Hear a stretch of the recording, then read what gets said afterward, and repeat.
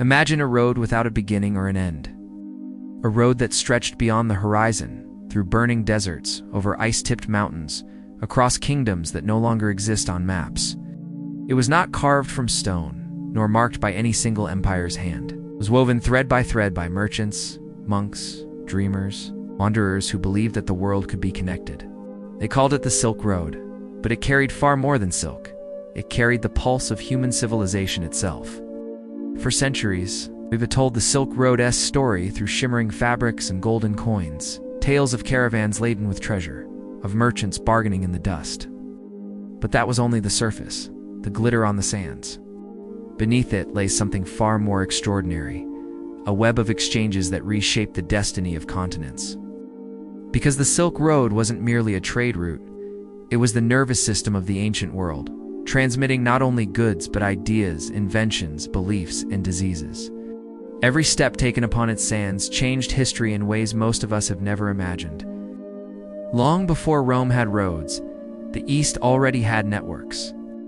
Centuries before the term Silk Road was even coined by a German geographer in the 19th century, the arteries of commerce were alive across Asia. In the valleys of the Yellow River, Chinese weavers spun delicate silk threads that glistened like captured sunlight. To the west, in the cities of Persia and Mesopotamia, artisans forged glass, metal, and lapis lazuli.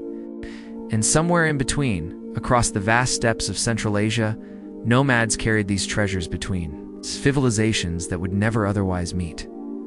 Silk was not merely fabric, it was a symbol.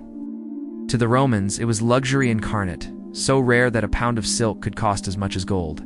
But few knew where it came from. The Romans imagined it grew on trees, or was combed from clouds. The truth that it came from worms tended by patient Chinese hands remained one of the best-kept secrets of antiquity for centuries.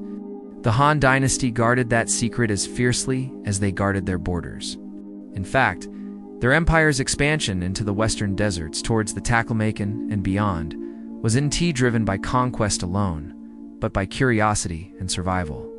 It was Emperor Wu of Han who first sent his envoy, Zhang Qian, into the unknown around 138 BCE, captured. Imprisoned and released years later, Zhang returned with something more valuable than gold: knowledge. He brought back stories of powerful tribes, strange fruits, and magnificent horses, the heavenly horses of Faragana, whose strength could reshape armies. His reports lit a spark. The Chinese court realized that beyond their western frontiers lay a network of peoples, each with something to offer, each hungry for what China possessed. And so began a connection that would bind East and West for nearly 2,000 years. Along this road, silk flowed westward, but coming the other way were things just as transformative. From India came the philosophy of Buddhism, its message of compassion and rebirth, carried by monks across deserts and mountains. From Persia came glasswork, perfumes, and mathematical thought. From the Arab world and the Mediterranean came the secrets of astronomy, geometry, and medicine. And with every passing caravan, with every exchange beneath a desert sun, humanity itself evolved.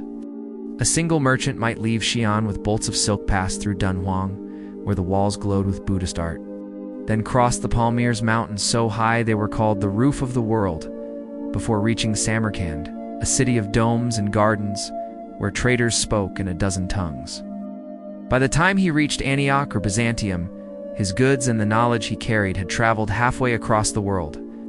Ideas had no customs borders, but what truly made the Silk Road a phenomenon was not silk, nor gold. It was paper. The invention of paper in Han China around the 2nd century BCE was, perhaps, humanity's greatest leap in communication. For it, knowledge was heavy, carved in stone, written on bamboo, or pressed into clay. But with paper, ideas could fly. When Chinese prisoners of war were captured by Arabs at the Battle of Talas in 751 CE, they brought with them the secret of papermaking. From that moment, the world changed. Within a century, paper mills appeared in Samarkand, then Baghdad, and soon, across the Islamic world. From Baghdad's House of Wisdom, scholars copied and translated works of Greek, Persian, and Indian origin. Algebra, astronomy, and medicine spread westward. eventually fueling the Renaissance in Europe centuries later. So the Silk Road didn't just move goods, it moved human thought. Every sheet of paper, every scroll, every book that crossed a border carried the DNA of that ancient network. And then there was water. Not the kind that flowed in rivers, but the kind that civilizations controlled. From the oases of Central Asia to the gardens of Persia, hydraulic engineering defined the Silk Road's survival. The Persian qanats, underground channels that transported water across arid lands, inspired irrigation systems as far east as Turpan in modern China. Knowledge of these systems spread like the silk itself, invisible but vital. The same could be said for the stars. Before GPS, before maps, the Silk Road was navigated by the heavens. Ancient travelers carried astrolabes, celestial charts, and memorized the patterns of constellations to find their way through endless dunes.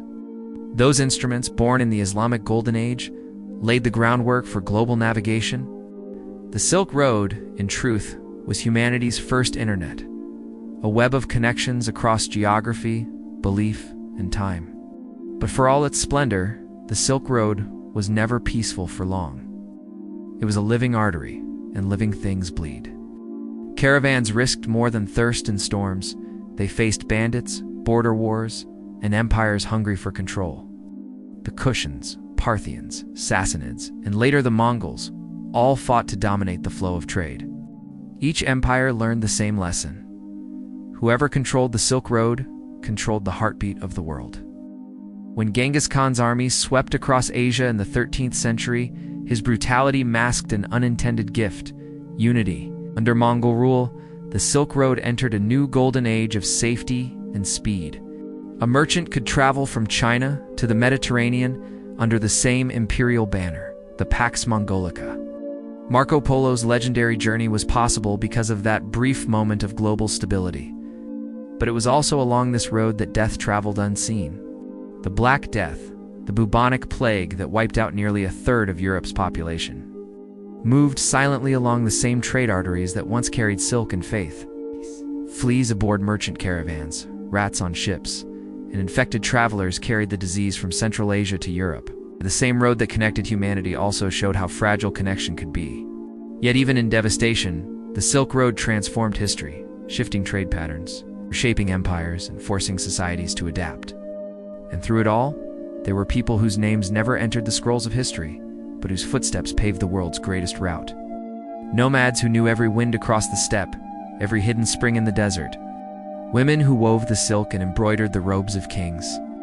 Scholars who risked their lives to carry sacred texts across hostile lands. Artisans who blended Greek, Persian, Indian, Da, and Chinese styles to paint the caves of Dunhuang or sculpt the serene faces of the Buddhas at Bamiyan. The Silk Road was their creation, not the emperors, but the ordinary travelers who believed in the possibility of exchange. And even today, echoes of that road still hum in our world. Every global shipping lane, every flight path, every fiber optic cable connecting nations, all of them trace their lineage back to those ancient paths. Modern trade agreements and economic corridors still borrow the name the New Silk Road. The Belt and Road Initiative, trying to revive the same dream, to link East and West in mutual prosperity. But the true legacy of the Silk Road is not in policy or economy. It's in culture, in the way we speak, eat, and dream. Spices from India changed global cuisine. Musical instruments from Central Asia evolved into the violin and the guitar. Buddhist imagery reshaped art from Kabul to Kyoto. Even languages borrowed words like silk, sugar, and spice. Reminders that our world was stitched together by trade and trust. The Silk Road was humanity's first proof that diversity could be strength, that difference could be exchanged, not feared. And so when we say Silk Road, we're not talking about a line on a map. We're talking about a living organism, one that breathed through deserts and mountains, connecting people who would never otherwise meet. It was not the road of kings or conquerors, it was the road of dreamers.